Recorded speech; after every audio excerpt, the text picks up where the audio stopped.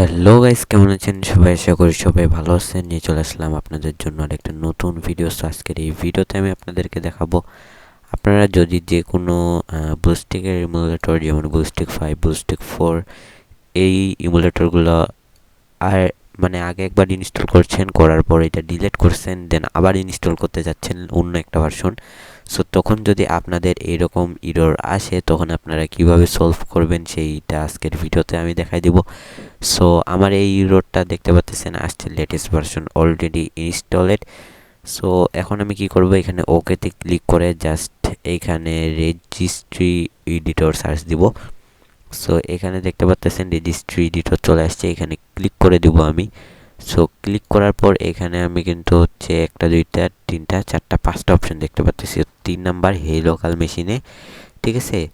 So H কি local মেশিনের মধ্যে আমাদেরকে ক্লিক করতে হবে, দেন এখানে সফটওয়্যারে ক্লিক করে এখানে আমরা দেখতে পারবো যে হচ্ছে ব্লুস্টেক শুধু ব্লুস্টেক একটা ফাইল আছে।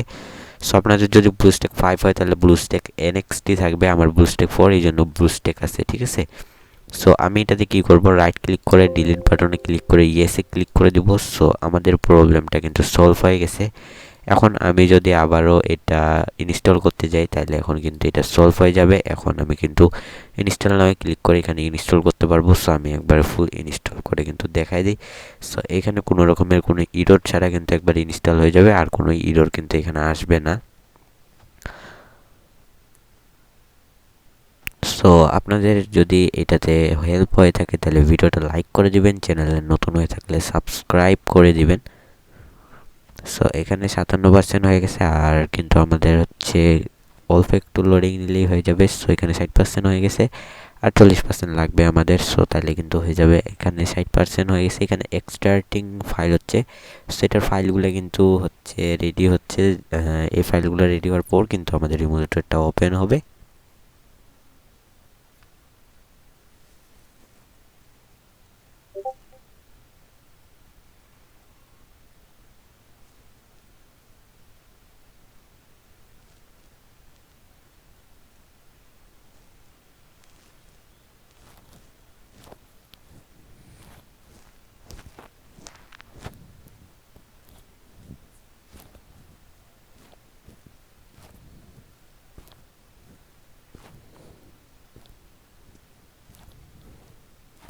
সো এখানে হয়ে গেছে, এখন আমি লঞ্চের মধ্যে ক্লিক করে দিলাম।